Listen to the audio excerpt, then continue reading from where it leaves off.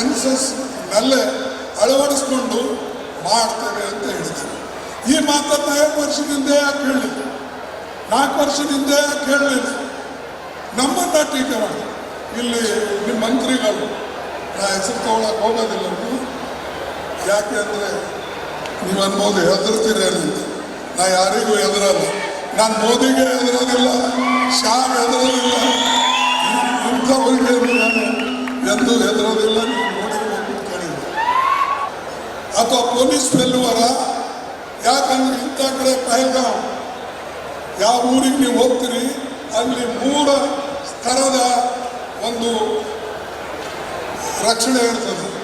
ಒಂದು border security force ಇರ್ತದೆ, ಇನ್ನೊಂದು ನಮ್ಮ CFR ಅಂದರೆ ಈ ನಮ್ಮ ಇಂಡಸ್ಟ್ರಿಯಲ್ ಇದು ಪೊಲೀಸರು CR ಇವ್ರು ಇರ್ತಾರೆ, ಇನ್ನೊಂದು ಲೋಕಲ್ ಪೊಲೀಸ್ ಇರ್ತದೆ. 3 ಥರದ ಅಲ್ಲಿ ಸೆಕ್ಯೂರಿಟಿ ಇದ್ರೂ ಹೇಗೆ ಅವರು ದಾಳಿ ಮಾಡಿದ್ರು, ಹೇಗೆ ಅಲ್ಲಿ ಟೆರರಿಸ್ಟ್ ಬಂದು 26 ಮಂದಿಗೆ ಕೊಲೆ ಮಾಡಿದ್ರು. ಇದನ್ನು ನಮಗೆ ವಿವರಗಳನ್ನು ತಿಳಿಸಿ, ಅದಕ್ಕಾಗಿ ನಾನು ಪತ್ರ ಬರೆದಿದ್ದೆ. ಬೆಂಗಳೂರಿಗೆ ಬಂದಾಗ ನಾನು ಪ್ರೆಸ್ ಕಾನ್ಫರೆನ್ಸ್ ಮಾಡಿ ಅವಾಗ ಕೇಳಿದ್ದೆ, ಆಲ್ ಪಾರ್ಟಿ ಮೀಟಿಂಗ್ ಕರಿಬೇಕು, ಅದರಲ್ಲಿ ಬರಬೇಕು, ಪ್ರಧಾನಮಂತ್ರಿಗಳು ಬಂದು ವಿವರಗಳನ್ನು ತಿಳಿಸಬೇಕು ಅಂತ ಹೇಳಿದ್ದೇವೆ. ಆದರೆ ನಾವೆಲ್ಲರೂ ಗಡಿಬಿಡಿ ಮಾಡಿಕೊಂಡು ದಿಲ್ಲಿಗೆ ಹೋಗಿ ಅದೆಲ್ಲ ಪಾರ್ಟಿಯವರು ಸೇರಿದೆವು. ಆದರೆ ಮೋದಿಜಿಯವರೇ ಇಲ್ಲ, ನಾವೆಲ್ಲ ಹೋದೇವೆ. ಬರೀ ಅಲ್ಲಿ ರಕ್ಷಣಾ ಮಂತ್ರಿ ಮತ್ತು ಗೃಹ ಸಚಿವರು, ಪ್ರಧಾನಮಂತ್ರಿಗಳು ಅಲ್ಲಿ ಬಿಹಾರ್ನಲ್ಲಿ ಭಾಷಣ ಮಾಡ್ತಾ ಇದ್ರು, ಅರ್ಧ ಇಂಗ್ಲೀಷ್ನಲ್ಲಿ ಅರ್ಧ ಹಿಂದಿಯಲ್ಲಿ ಮಾಡ್ತಾ ಇದ್ರು. ಜನ ಕೇಳಿದವ್ರಿಗೆ ಇಂಗ್ಲೀಷ್ ಯಾಕೆ ಮಾಡ್ತಾ ಇದ್ದೀರಿ ಫಸ್ಟ್ ಟೈಮ್ ನೀವು? ಅವ್ರೇನು ಹೇಳಿದ್ರು, ಇಡೀ ಇಂಟರ್ನ್ಯಾಷನಲ್ನಲ್ಲಿ ಈ ಮೆಸೇಜ್ ಹೋಗಲಿ, ಮೋದಿ ಗಟ್ಟಿಯಾಗಿದ್ದಾನೆ, ಮೋದಿ ಎಲ್ಲಕ್ಕೂ ತಯಾರಾಗಿದ್ದಾನೆ ಅಂತ ಹೇಳಕ್ಕೆ ನಾನು ಇಂಗ್ಲೀಷ್ನೇ ಭಾಷಣ ಮಾಡ್ತಾ ಇದ್ದೀನಿ ಅಂತ. ಮಾರಾಯ, ನೀನು ಇಂಗ್ಲೀಷ್ ತೊಗೊಂಡು ನಾನೇನು ಮಾಡಬೇಕಾಗಿದೆ?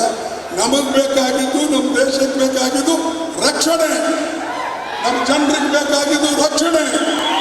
ನಮ್ಮ ಜೀವ ಉಳಿಸಿ ನಿನ್ನ ಕೈಯಲ್ಲಿ ಅಧಿಕಾರ ಕೊಟ್ಟಿದ್ದಾರೆ, ಜನ ತಪ್ಪಿ ಕೊಟ್ಟಿದ್ದಾರೆ, ಅದು ಇವತ್ತು ಭೋಗಿಸ್ತಾ ಇದ್ದಾರೆ. ಇವತ್ತೇನಾಗಿದೆ, ಇವ್ರ ಕೈಯಲ್ಲಿ ಅಧಿಕಾರ ಕೊಟ್ಟು ಎಲ್ಲರೂ ಕೂಡ ಇವತ್ತು ಒಂದಕ್ಕೊಂದು ಗಗನಕ್ಕೆ ಕಿಮ್ಮತ್ತುಗಳೇರಿವೆ. ಇವತ್ತು ಗ್ಯಾಸ್ಗೂ ಕಿಮ್ಮತ್ತು ಹೆಚ್ಚಿಗಾಗಿದೆ, ಪ್ರತಿಯೊಂದು ವಸ್ತುಗಳ ಕಿಮ್ಮತ್ತು ಇವತ್ತು ಇಷ್ಟೊಂದು ಗಗನಕ್ಕೇರಿದೆ. ಬಹುಶಃ ಸಾಮಾನ್ಯ ಜನ ಬದುಕ್ತಕ್ಕಂಥದ್ದು ಸಾಧ್ಯನೇ ಇಲ್ಲ. ಆದರೆ ಮೋದಿ ಇದ್ರ ಬಗ್ಗೆ ಯೋಚನೆ ಮಾಡ್ತಾ ಇಲ್ಲ. ಮತ್ತು ಯಾವ ಮೀಟಿಂಗನ್ನು ನಾವು ಕರಿಬೇಕು ಅಂತ ಅವ್ರಿಗೆ ಹೇಳಿದ್ದೇವೆ, ಅದರ ಬಗ್ಗೆಯೂ ಕೂಡ ಅವರಿಗೆ ಇದ್ರ ಬಗ್ಗೆ ಗಮನ ಇಲ್ಲ.